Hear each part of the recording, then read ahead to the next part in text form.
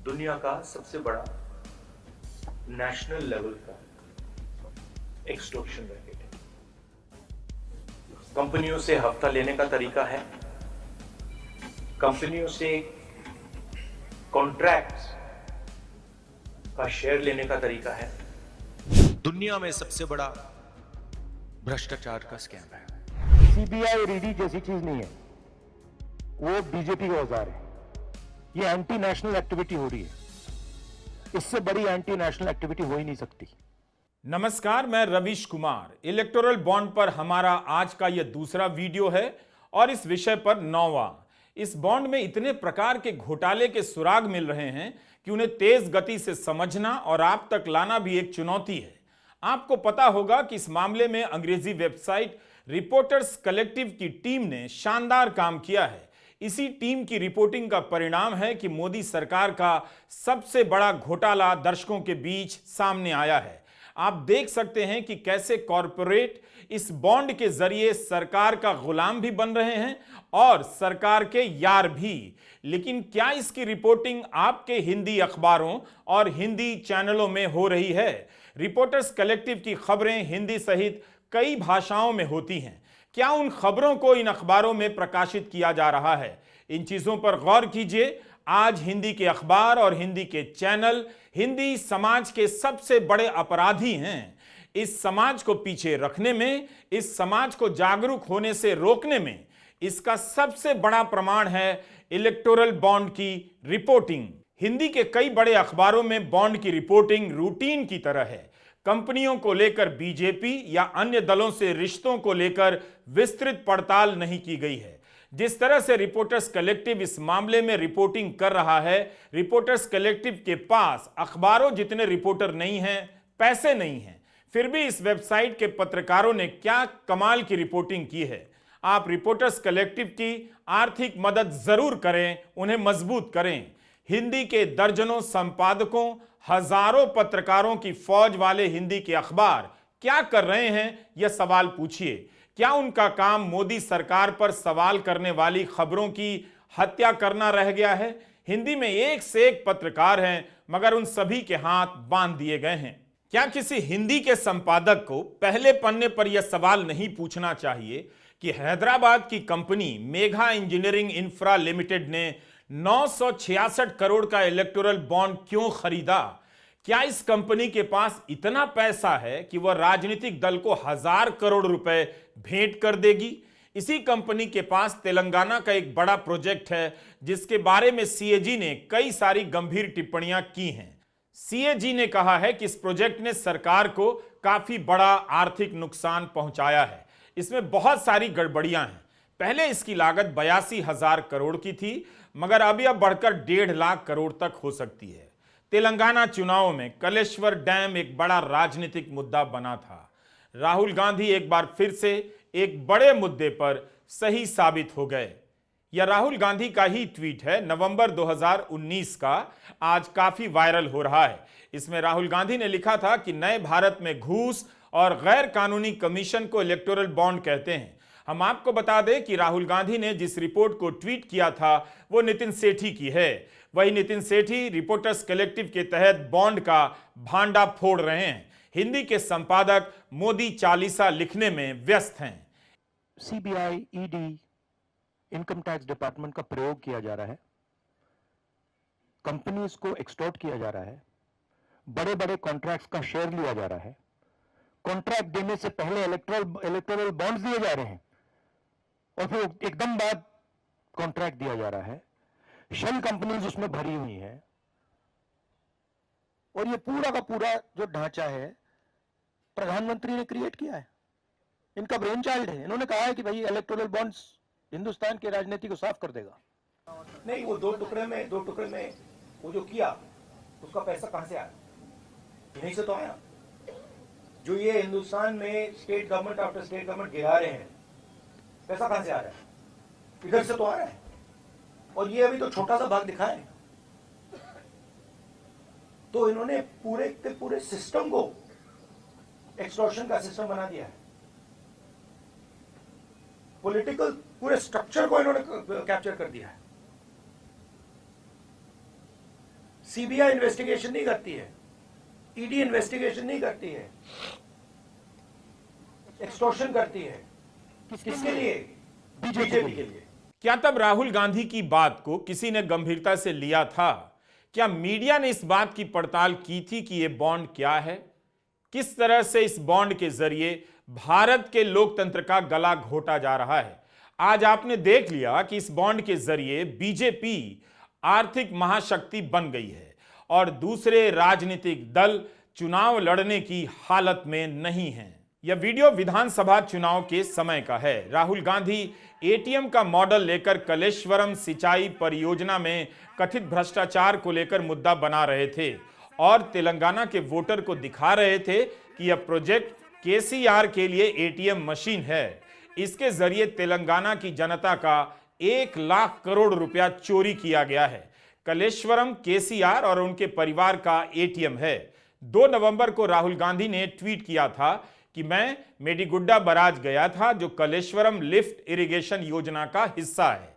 इसके कई खंभों में दरारें पड़ गई हैं क्योंकि घटिया सामग्री का इस्तेमाल किया गया है। आप देखिए, सरकार में जो भी पैसे बनाने वाले, चोरी करने वाले डिपार्टमेंट हैं, वो सारे के सारे चीफ मिनिस्टर या उनके परिवार के हाथों में। कलेश्वरम सिंचाई प्रोजेक्ट 1.25 लाख करोड़ रुपए का बताया जाता है। यह प्रोजेक्ट मिला है Megha engineering infrastructure limited MEIL को, जिसने 966 करोड़ के इलेक्टोरल बॉन्ड खरीदे हैं। फ्यूचर गेमिंग के बाद यह कंपनी बॉन्ड खरीदने के मामले में दूसरे नंबर पर है। अभी यह पूरी तरह साबित नहीं हुआ है कि 966 करोड़ का बॉन्ड किस पार्टी को गया है, लेकिन सोशल मीडिया पर पुरानी खबरों को निकालकर बताया जा रहा है कि इस कंपनी ने 11 अप्रैल 2023 को 140 करोड़ का बॉन्ड खरीदा और 1 महीने के अंदर महाराष्ट्र की एकनाथ शिंदे और भाजपा सरकार से 14,400 करोड़ के कॉन्ट्रैक्ट मिले। इस कंपनी पर भी आयकर विभाग के छापे पड़ चुके हैं। ऐसी कंपनियां 966 करोड़ का इलेक्टोरल बॉन्ड खरीद रही हैं। क्या देश को नहीं जानना चाहिए कि यह कंपनी किस किस पार्टी को चंदा देती है? केसीआर को कितना देती है, बीजेपी को कितना देती है या अन्य दलों को कितना देती है? इसी Megha engineering infrastructure limited MEIL की सहायक कंपनी है वेस्टर्न यूपी पावर प्रोजेक्ट। इसने भी 220 करोड़ का इलेक्टोरल बॉन्ड खरीदा है। दोनों कंपनियों को मिलाकर 1186 करोड़ की राशि हो जाती है।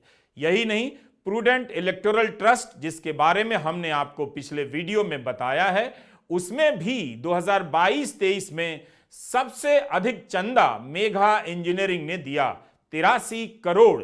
2023 के साल में उसी ट्रस्ट से केसीआर की पार्टी को 90 करोड़ का चंदा मिला।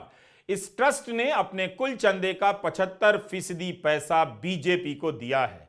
कंपनियां टैक्स बचाने के लिए इस ट्रस्ट को पैसा देती हैं।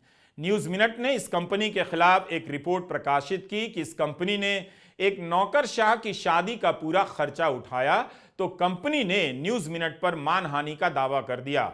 हमारी चुनौती है कि कैसे इन खबरों को हिंदी के आम दर्शकों तक पहुंचा दिया जाए। इसलिए हम जहां भी अच्छी सामग्री प्रकाशित हुई है उसका संकलन कर रहे हैं, ताकि यह बात हिंदी प्रदेशों में ऑन रिकॉर्ड रहे और गंभीरता के साथ। क्या यह बड़ी बात नहीं है कि किसी कंपनी को मुनाफा 10 करोड़ का हो रहा है और वह चंदा 410 करोड़ का दे रही है? यह कैसे मुमकिन हो सकता है? यूपीए के समय एक नियम था कि वही कंपनी चंदा दे सकती है जो 3 साल तक लगातार मुनाफा कमाएगी और उसका भी केवल 7.5% ही चंदा देगी। प्रधानमंत्री मोदी और उनके तब के वित्त मंत्री अरुण जेटली ने चालाकी से इस प्रावधान को हटा दिया। अब कोई कंपनी अपने मुनाफे का कितना भी हिस्सा चंदे के रूप में दे सकती थी और उसे अपने शेयर होल्डर को बताने की जरूरत भी नहीं रही, ना किसी और को बताने की जरूरत थी।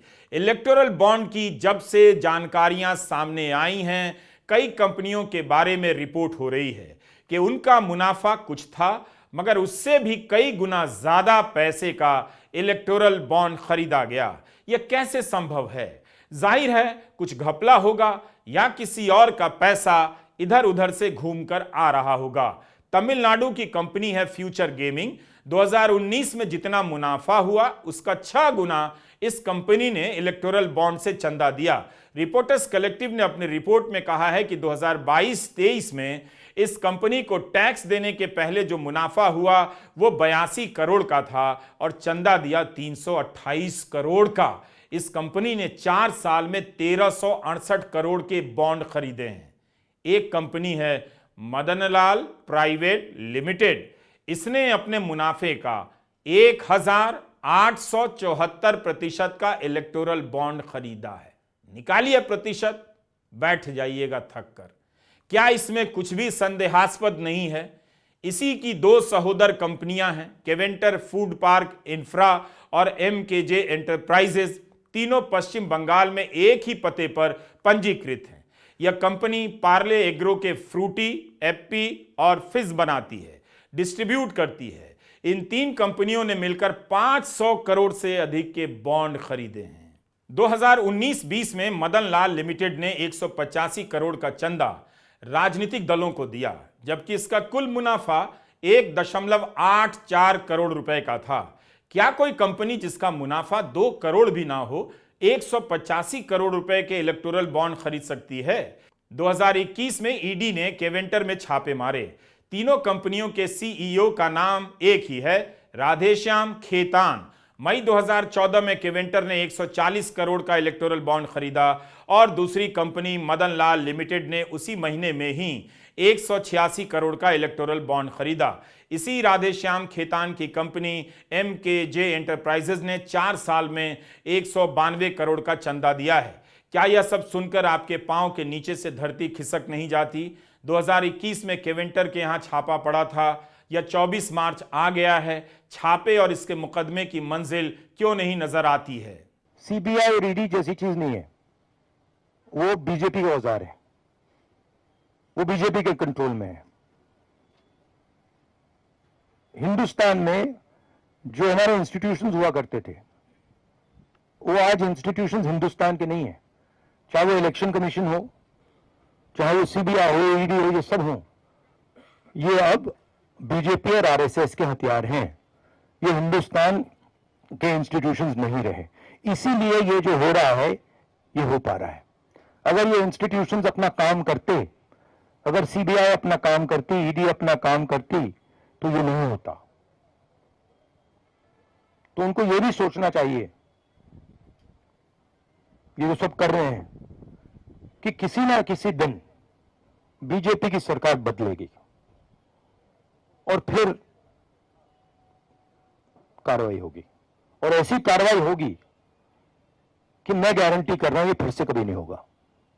तो उनको भी सोचना चाहिए। बहुत सारे नाम हैं, बहुत सारे आंकड़े हैं, कुछ त्रुटियां हमसे हो सकती हैं, मगर अनजाने में ही होगी। चूंकि यह मामला इस देश का इतना बड़ा घोटाले का है, इसलिए इसमें रिपोर्टिंग बहुत जरूरी है।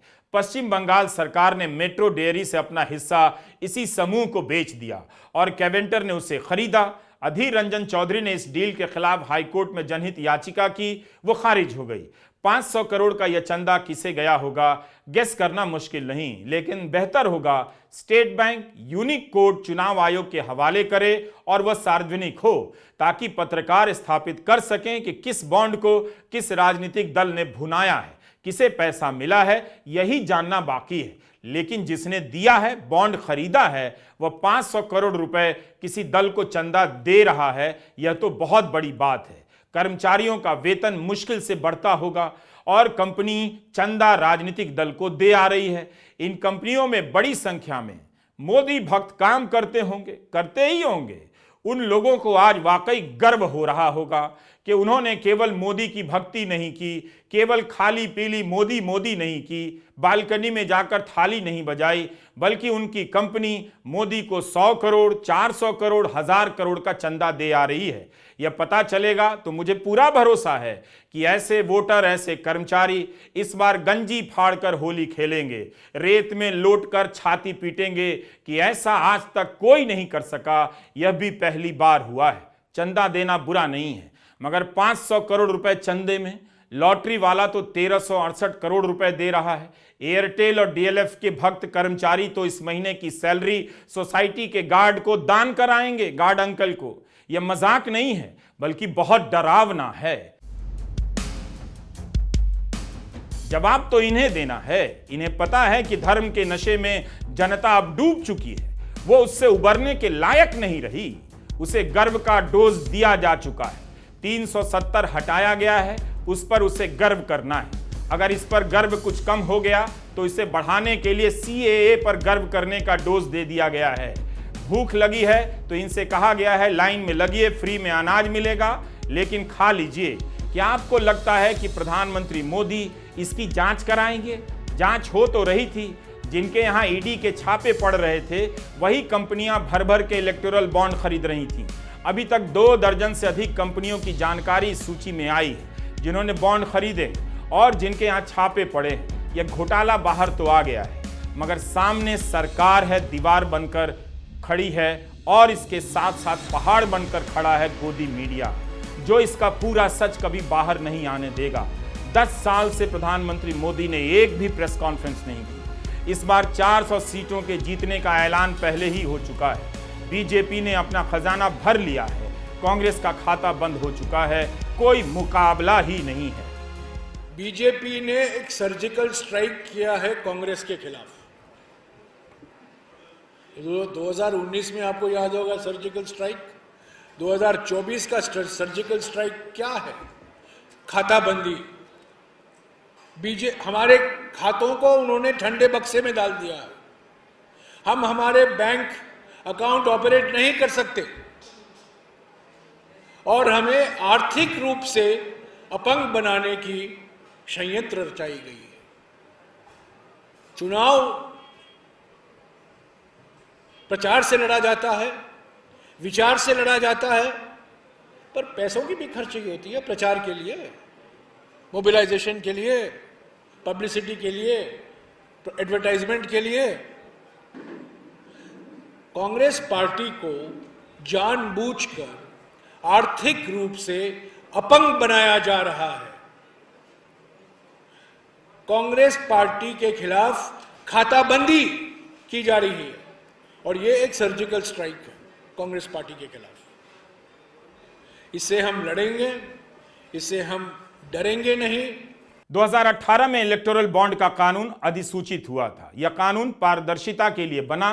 क्या यही पारदर्शिता है कि जो कंपनी 2 करोड़ मुनाफा नहीं कमाती है वो 200 करोड़ का चंदा दे? यह पैसा किसका है, इसकी जानकारी वह सरकार कैसे देगी जो खुद इसमें अपराधी की तरह नजर आती है?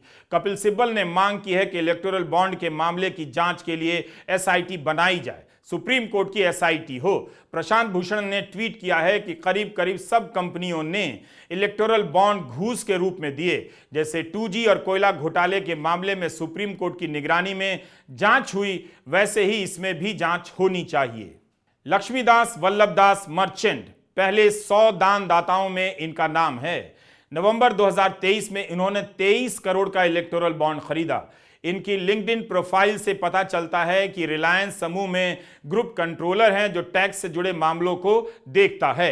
मर्चेंट रिलायंस से जुड़ी 6 कंपनियों में निदेशक रहे हैं। नेटवर्क 18 के अधिग्रहण में इस व्यक्ति का रोल रहा है।